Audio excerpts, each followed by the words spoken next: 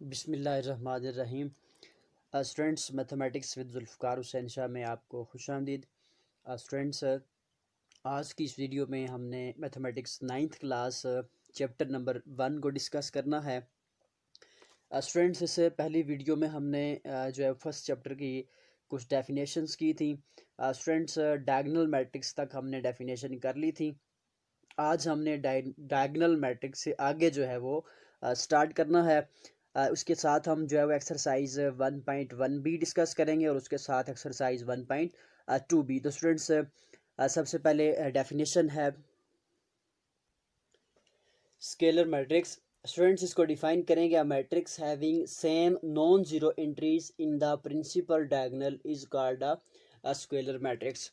Students, मतलब ये कि जो भी हम मैट्रिक्स लिखेंगे, यहाँ पर हम लिखते हैं फॉर एग्जांपल कोई भी मैट्रिक्स हम यहाँ पर लिखते हैं जिसको हम स्केलर कहेंगे स्टूडेंट्स, तो उसके लिए कंडीशन क्या है? Matrix having same non zero entries in the principal diagonal. तो स्टूडेंट्स, यहाँ पे जो प्रिंसिपल डायगोनल है, फॉर एग्जांपल यहाँ पर भी 2 आ गया, यहाँ पर भी 2, इसको हम कहेंगे सेम प्रिंसिपल डायगोनल एलिमेंट्स। और बाकी जो एलिमेंट्स स्टूडेंट्स हम लिखेंगे वो क्या होंगे? यहाँ पर हमेशा ज़ीरो होंगे। यानी कि जो हमारे पास प्रिंसिपल डायगोनल है उसके एलिमेंट्स सेम होंगे और बाकी जो एलिमेंट्स होंगे वो सारे के सारे ज़ीरो होंगे स्टूडेंट्स। तो इसको हम जो है वो कहेंगे स्केलर मैट्रिक्स। इसी तरह से इसकी एग्जांपल में अगर जनरल फॉर्म स्टूडेंट्स हम लिखें तो यहाँ पर भी के आ जाएगा और यहाँ पर भी के। इसके अलावा यहाँ पर जो एलिमेंट्स होंगे वो सारे के सारे ज़ीरो आ जाएंगे। स्टूडेंट्स, एलिमेंट्स सारे जो है वो ज़ीरो आ जाएंगे और बाकी जो एलिमेंट्स हैं यहाँ पर ये दोनों सेम हो जाएंगे। तो इसको जो है वो हम स्केलर मैट्रिक्स कहेंगे। स्टूडेंट्स, हम के को यहाँ पर रिप्लेस करें अगर 2 के साथ, 3 के साथ, 4 के साथ, 5 के साथ। स्टूडेंट्स, अगर यहाँ पर 1 आ जाए तो फिर ये एक और मैट्रिक्स की टाइप बन जाती है, वो हम जो है वो नेक्स्ट पे डिस्कस करेंगे।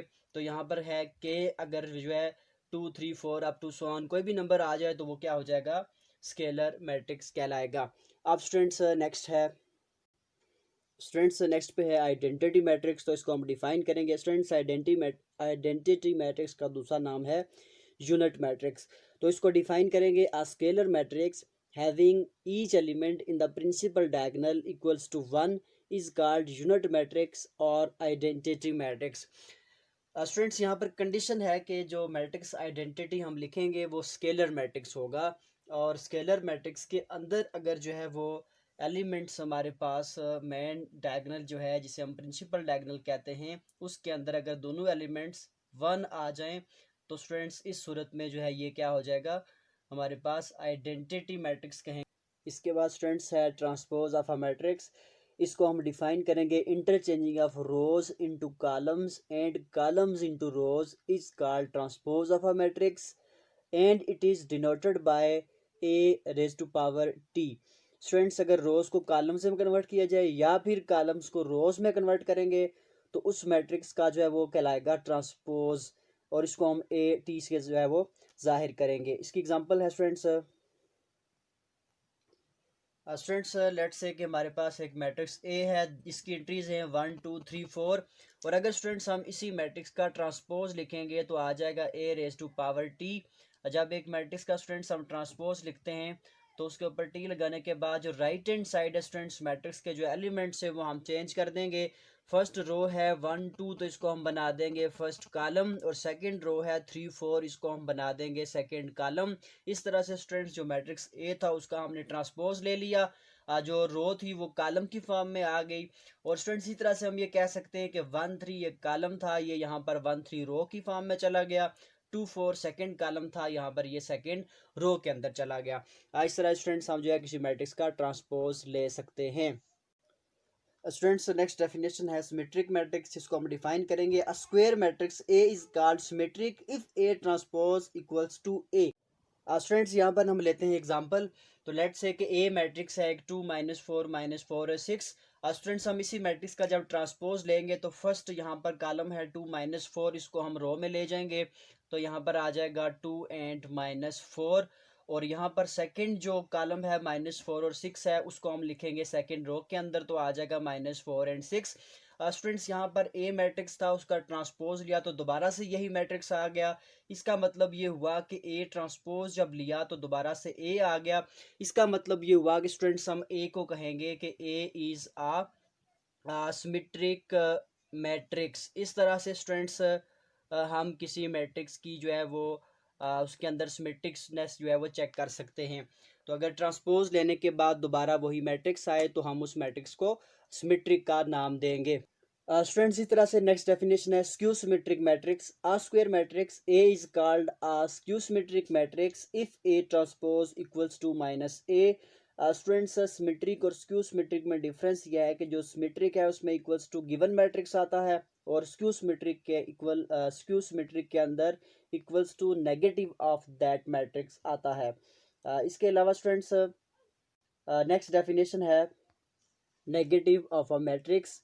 डिफाइन करेंगे the negative of a matrix A is obtained by interchanging the signs of all the elements of A. Student इसकी एग्जांपल के तौर पे हम लेट करते हैं कि हमारे पास एक मैट्रिक्स है जिसके एलिमेंट्स है 1, -3, 5 और -7।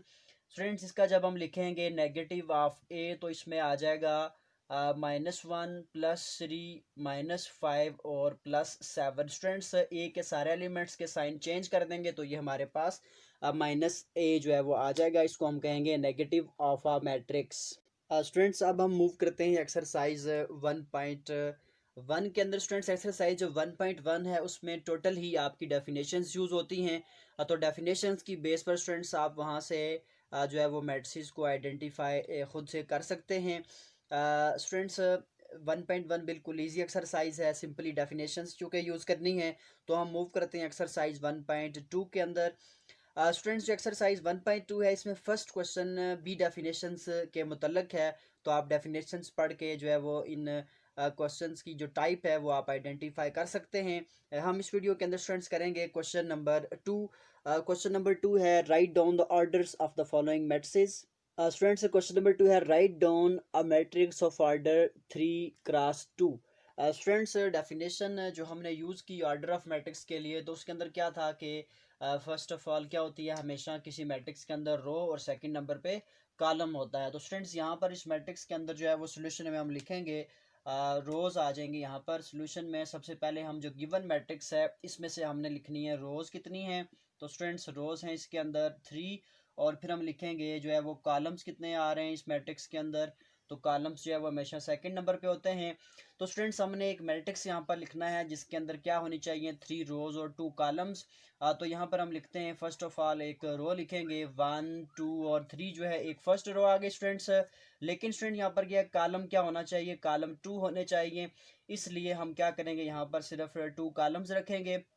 रोज़ हमने 3 करनी है तो यहाँ पर आ गया 2 4 कर लेंगे 6 एंड 7। तो स्टूडेंट्स इस तरह से हमारे पास ये एक मैट्रिक्स आ गया जिसके अंदर जो है वो 3 रोज़ हैं और 2 यहाँ पर जो है वो कॉलम्स आ गए स्टूडेंट्स। तो ये हमने क्वेश्चन जो है ऑब्जेक्टिव टाइप क्वेश्चन है कि जिसमें आपने कोई मैट्रिक्स लिखना है जिसका ऑर्डर जो है वो 3/2 हो, 3 रोज़ और 2 कॉलम्स इस मैट्रिक्स के अंदर आ गए। तो ये आपके पास एक मैट्रिक्स लिखा गया है।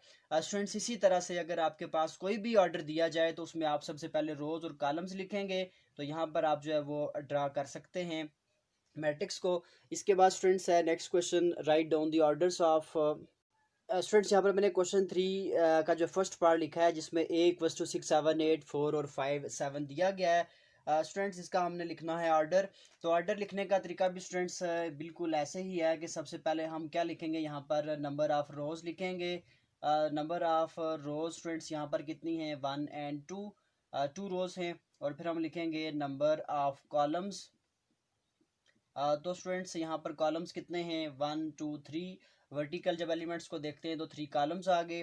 तो हम लिखेंगे ऑर्डर ऑफ ए। स्टूडेंट्स चूँकि जो मैट्रिक्स है उसका नाम ए है तो ऑर्डर ऑफ ए क्या होता है रोज़ मल्टीप्लाई बाय कॉलम्स होता है। तो ऑर्डर आ जाएगा 2 × 3 या फिर इसको हम लिखेंगे 2/3। तो स्टूडेंट्स ये ऑर्डर आ जाएगा।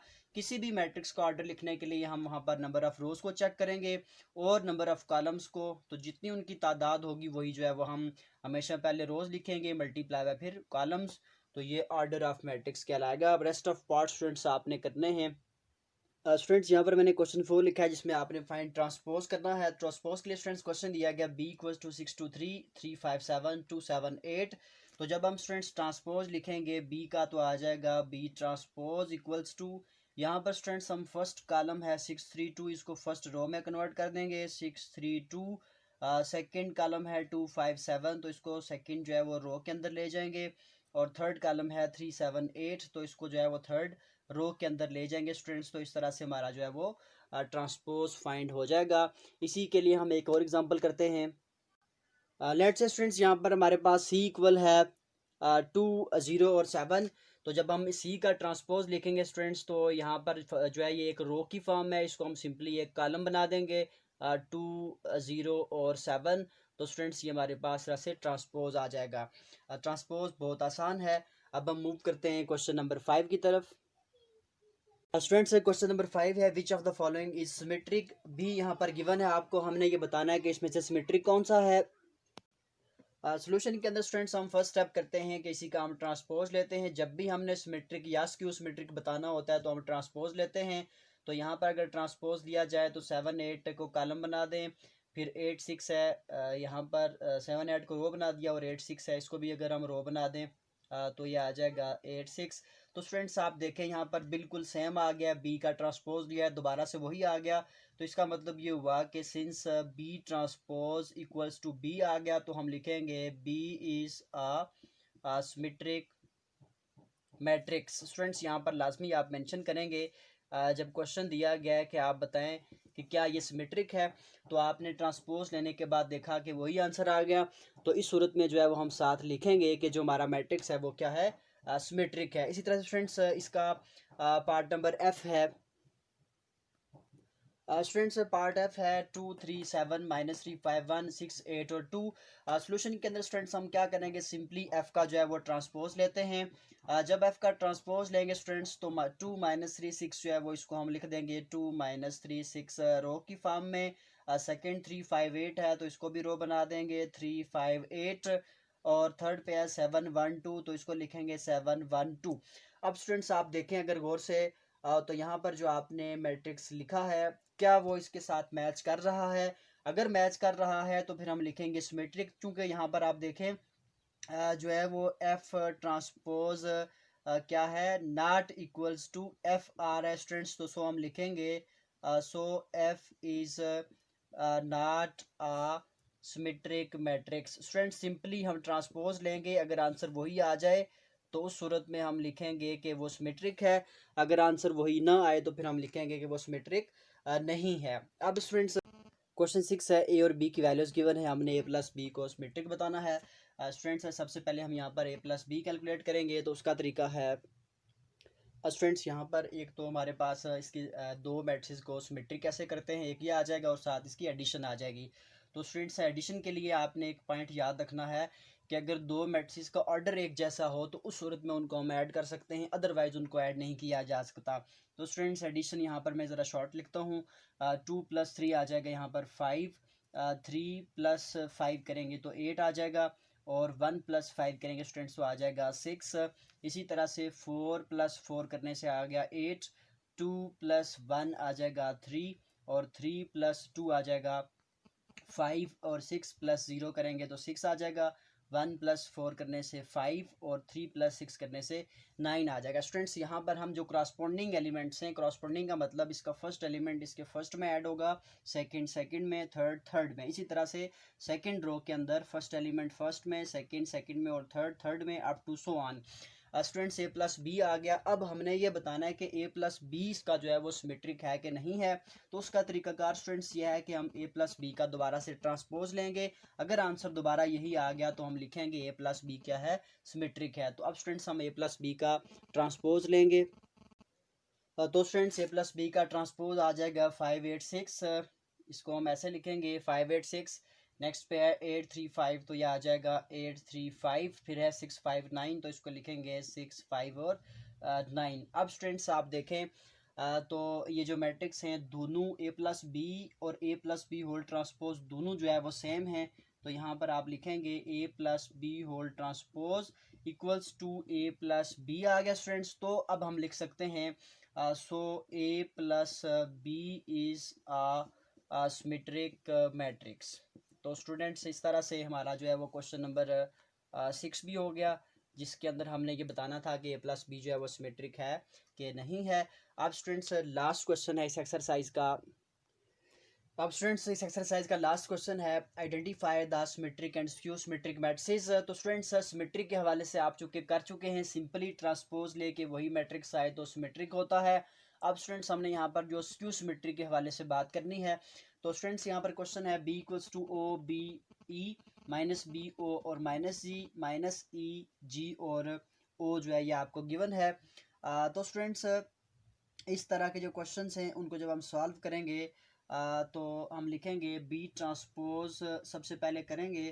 तो ट्रांसपोज के लिए आ जाएगा ज़ीरो माइनस बी और ज़ीरो या ओ आप इसको कैसे पढ़ सकते हैं स्टूडेंट्स, ज़ीरो माइनस बी और आ जाएगा माइनस ई।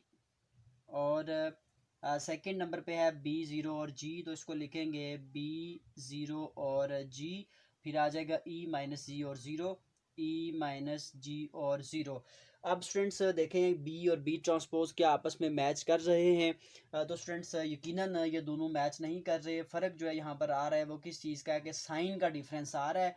तो स्टूडेंट्स अब हम साइन का डिफरेंस ख़त्म करेंगे, तो उसके लिए हम लिखेंगे इसके बाद यहाँ पे स्टूडेंट्स इसको हम लिख सकते हैं B transpose as it is आ जाएगा स्टूडेंट्स। और जो राइट हैंड साइड है इसमें से अगर हम माइनस का साइन कॉमन ले लें स्टूडेंट्स, माइनस का साइन कॉमन लेने से हमारे पास बाहर माइनस आ गया, तो अंदर सारे साइन जो है वो चेंज कर देंगे स्टूडेंट्स। तो आ जाएगा ज़ीरो एज इट इज़ रहेगा, बी आ जाएगा स्टूडेंट्स और उसके बाद ई आ जाएगा, इसी तरह से माइनस बी हो जाएगा ये, और ज़ीरो एज इट इज़ और फिर जो है माइनस जी हो जाएगा स्टूडेंट्स। फिर यहाँ पर माइनस ई आ जाएगा और जी एज इट इज़ और इसके बाद जो है वो ज़ीरो आ जाएगा। अब स्टूडेंट्स अगर आप गौर से देखें तो आपके पास जो बी ट्रांसपोज है वो इक्वल्स टू क्या आ गया माइनस बी। ये सारी वैल्यू जो है ये बी की है स्टूडेंट्स, वही आ गई। कब आई स्टूडेंट्स, जब हमने माइनस का साइन कॉमन लिया। सिमेट्रिक के अंदर ये था कि हम सिंपली ट्रांसपोज लेते थे तो वही आंसर आ जाता था। तो अगर वो आंसर ना आए तो फिर स्टूडेंट्स हमने क्या करना होता है, माइनस का साइन कॉमन लेना होता है। तो अगर माइनस कॉमन लेके जो है वही आंसर आ जाए तो फिर हम कहेंगे B is a skew symmetric matrix. तो फ्रेंड्स इस तरह से जो है सिमेट्रिक और स्क्यू सिमेट्रिक का डिफरेंस आपने याद रखना है। आज की वीडियो जो है वो हमारे यहाँ तक। फ्रेंड्स अगर आपको ये वीडियो पसंद आए तो ज़रूर लाइक कीजिएगा, चैनल को सब्सक्राइब भी कीजिएगा। फ्रेंड्स अब नेक्स्ट लेक्चर तक अल्लाह हाफिज़।